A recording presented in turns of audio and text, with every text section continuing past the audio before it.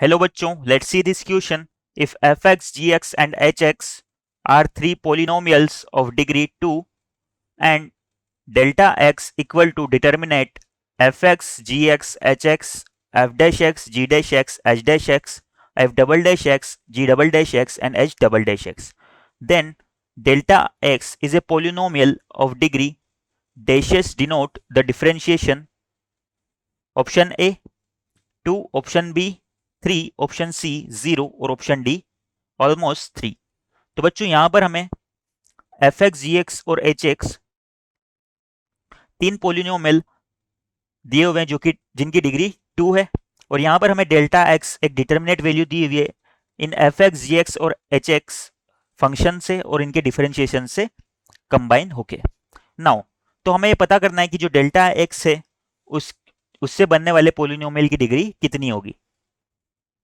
तो बच्चों अगर एफ एक्स, जी एक्स और एच एक्स की डिग्री 2 है तो मैं ऐसा मान सकता हूं कि सपोज मेरा एफ एक्स किसके इक्वल हो जाएगा, a x square plus b x plus सी.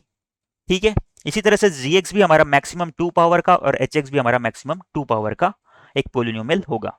तो बच्चों यहां से जब हम एफ डैश एक्स निकालते हैं वो 2ax प्लस बी, और जब हम एफ डबल डैश एक्स निकालते हैं तो ये हमारा 2a के, और जब हम इसकी एफ ट्रिपल डैश एक्स यानी 3 बार डिफरेंशिएशन करते हैं एक्स के रेस्पेक्ट में तो ये हमारा 0 आ जाता है. यानी कि किसी पोलिनोमियल की डिग्री अगर n है और उसका हम n प्लस 1 टाइम्स डिफरेंशिएशन कर दें तो वो क्या आ जाएगा, 0 आ जाएगा.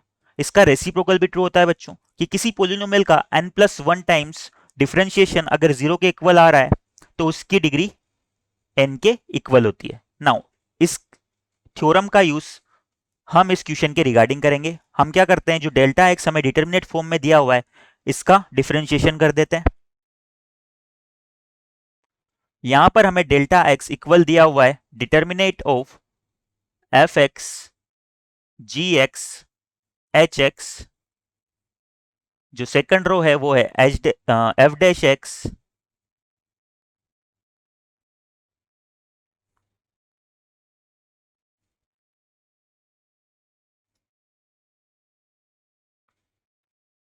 F dash x, g dash x, h dash x, and third row is f double dash x, g double dash x and h double dash x.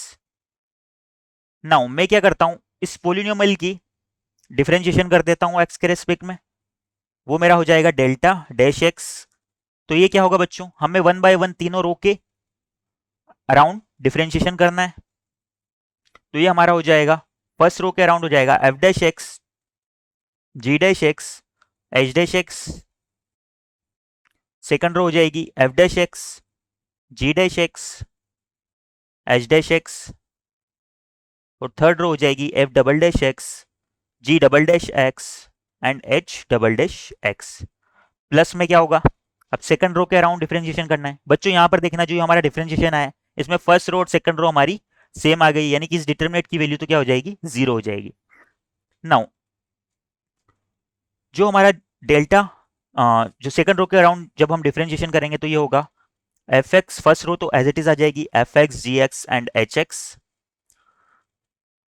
Second row का जब differentiation करेंगे तो सबका डबल डिफरेंशिएशन आ जाएगा. तो ये हो जाएगा f double dash x, g double dash x, h double dash x. और थर्ड रो हमारी एज इट इज आ जाएगी. अगर इस डिटर्मिनेट में हम देखें तो इसमें भी हमारी जो second row and third row है वो सेम आ रही है, यानी कि इस डिटर्मिनेट की वैल्यू भी क्या हो जाएगी बच्चों, 0 के इक्वल हो जाएगी. नाउ जो लास्ट रो है उसके अराउंड भी हम डिफरेंशिएशन कर देते हैं तो क्या होगा, हमारी फर्स्ट रो और सेकंड रो तो एज इट इज आ जाएगी f x, f dash x, g x, g dash x, h x and h dash x. जो थर्ड रो है उसमें क्या होगा, इन तीनों का ट्रिपल इंटीग्रल यानी कि f triple dash x, g triple dash x and h triple dash x.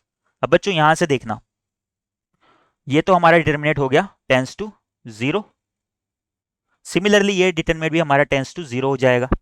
और यहां पर हम बात करें तो अभी अभी हमने देखा था कि एफ एक्स, जी एक्स और एच एक्स की पोलिनोमियल की डिग्री 2 के इक्वल है, यानी कि एफ ट्रिपल डैश एक्स इनका 2 से ज्यादा बार जब भी हम डिफरेंशिएशन करेंगे तो वो 0 के इक्वल आ जाएगा, यानी कि हमारा f triple dash x, g triple dash x and h triple dash x भी 0 होगा, यानी कि जो हमारा ये थर्ड वाला डिटर्मिनेट है इसकी लास्ट रो में हमारे 0 0 एंड 0 बन जाएंगे, तो इस डिटर्मिनेट की वैल्यू भी क्या आ जाएगी, 0 के इक्वल आ जाएगी। इसे मैं एक बार फिर से लिख देता हूं, यानी कि मेरा डेल्टा डैश एक्स हो जाएगा 0 प्लस 0 प्लस जो लास्ट डिटर्मिनेट है उसमें f x, f dash x, g x, g dash x, जो फर्स्ट रो और सेकंड रो है वो एज इट इज आ जाएगी H x, h dash x, और जो लास्ट रो है उसमें तीनों प्लेसेस पे 0 आ जाएगा, यानी कि ये वाला डिटरमिनेंट भी हमारा 0 हो जाएगा।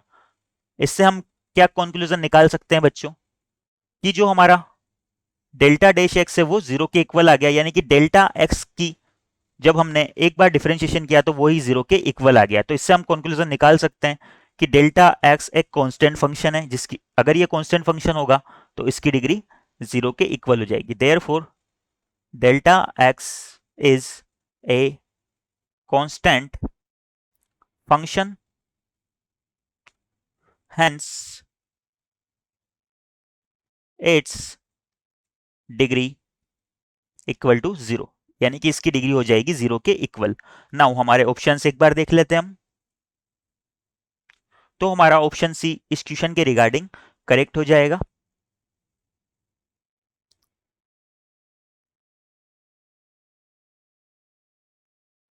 Answer is option C.